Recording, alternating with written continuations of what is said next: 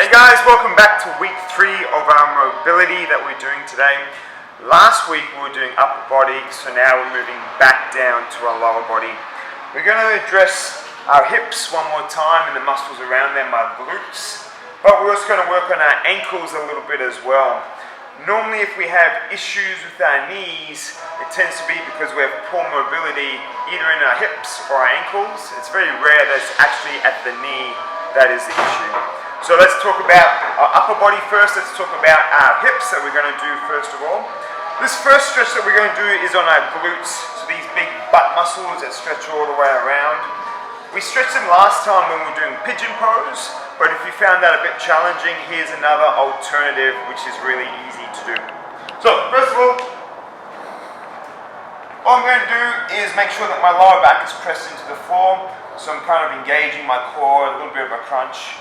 I'm going to get my legs into a nice figure 4, so that ankle is right against that knee.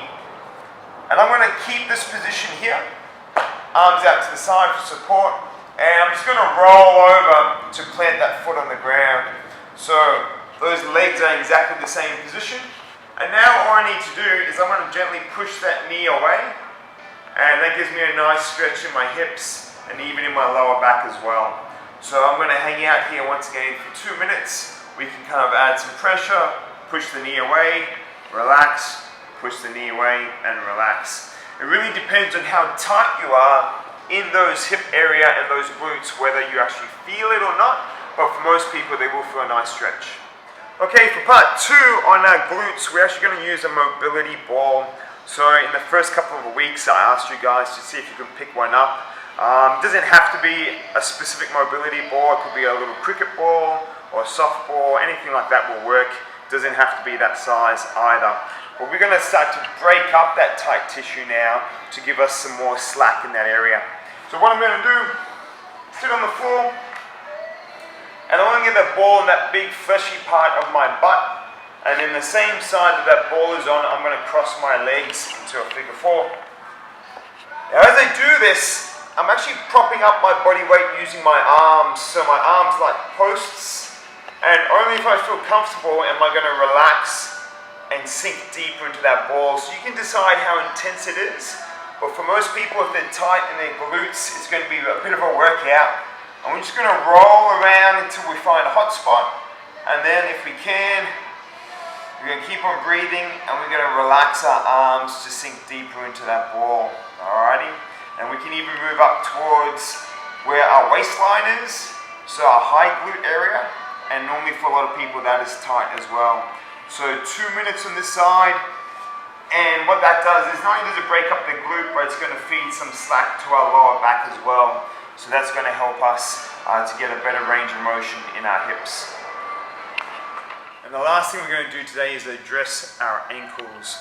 So if we have poor mobility in our ankles, it's really hard for us to get into a nice squat. We tend to drop those knees forward, and that tends to load up our knees when we want the hips to take the weight. It's also really helpful if we're starting to get back into running and we want to actually get some nice range of motion in our ankles. So I'll give you 2 options for these. First one is we're just going to plant ourselves kneeling on the floor, and we're just going to literally collapse our chest on top of our thigh and try and get our knee as close to the floor as possible. Now in order to do this, I can't let my heel come off the floor. So it's really easy for some people to kind of rock forward, lose the stretch because that heel is way up. So I want you to rock back on that heel, but still collapse forward.